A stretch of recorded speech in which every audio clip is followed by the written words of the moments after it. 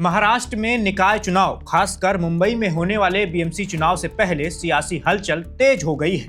हाल ही में कांग्रेस ने ऐलान कर दिया है कि वो इस बार चुनाव अकेले यानी अपने दम पर लड़ेगी।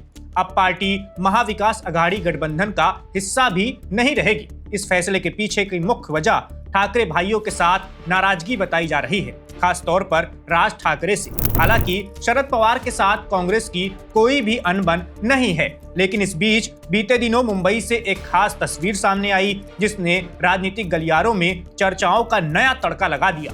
कांग्रेस का एक प्रतिनिधि मंडल एनसीपी प्रमुख शरद पवार से मिलने के लिए उनके आवास सिल्वर ओक पहुंचा।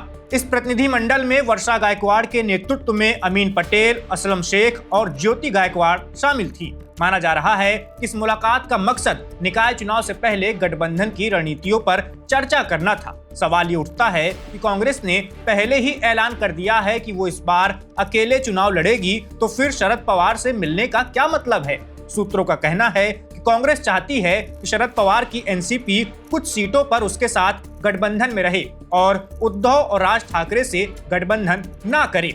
दरअसल कांग्रेस ये सुनिश्चित करना चाहती है कि उसके बिना एमवीए यानी महाविकास अघाड़ी का गठबंधन उद्धव ठाकरे और राज ठाकरे के हाथों में न चला जाए। यानी कांग्रेस अपने दम पर लड़ते हुए भी सियासी तौर पर ठाकरे बंधुओं को अलग थलग करना चाहती है। ऐसे में शरद पवार की भूमिका अहम हो जाती है। अगर पवार भी ठाकरे बंधुओं का साथ छोड़ देते हैं तो कांग्रेस को चुनावी रणनीति में काफी ताकत मिल सकती है। कयास लगाए जा रहे हैं कि इस मुलाकात में कई एंगल हो सकते हैं। पहली बात तो ये कि कांग्रेस चाहती है कि शरद पवार भी उद्धव ठाकरे के साथ गठबंधन तोड़ दें। दूसरा ये, अगर पवार कांग्रेस के साथ कुछ सीटों पर गठबंधन कर लेते हैं तो निकाय चुनाव में एमवीए का अस्तित्व कमजोर पड़ सकता है। हालांकि अभी तक कोई भी पार्टी, चाहे वो कांग्रेस हो, एनसीपी हो या फिर ठाकरे बंधु हो, इस मसले पर आधिकारिक तौर पर बयान नहीं दे रहे हैं। यानी विपक्षी गठबंधन की स्थिति फिलहाल कंफ्यूजन में है। लेकिन इतना तो तय है कि कांग्रेस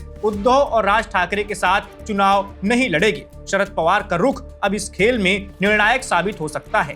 कुल मिलाकर कांग्रेस ने ठाकरे बंधुओं के खिलाफ अपनी रणनीति पहले ही बना ली है और शरद पवार से मुलाकात इसे और मजबूती देने के लिए है। निकाय चुनाव के इस सियासी खेल में अब ये देखना दिलचस्प होगा कि पवार किस तरफ झुकते हैं और क्या कांग्रेस अकेले दम पर चुनाव में अपनी पकड़ मजबूत कर पाएगी। इस वीडियो में बस इतना ही। मेरा नाम वैभव है, आप देखते रहिए वन इंडिया।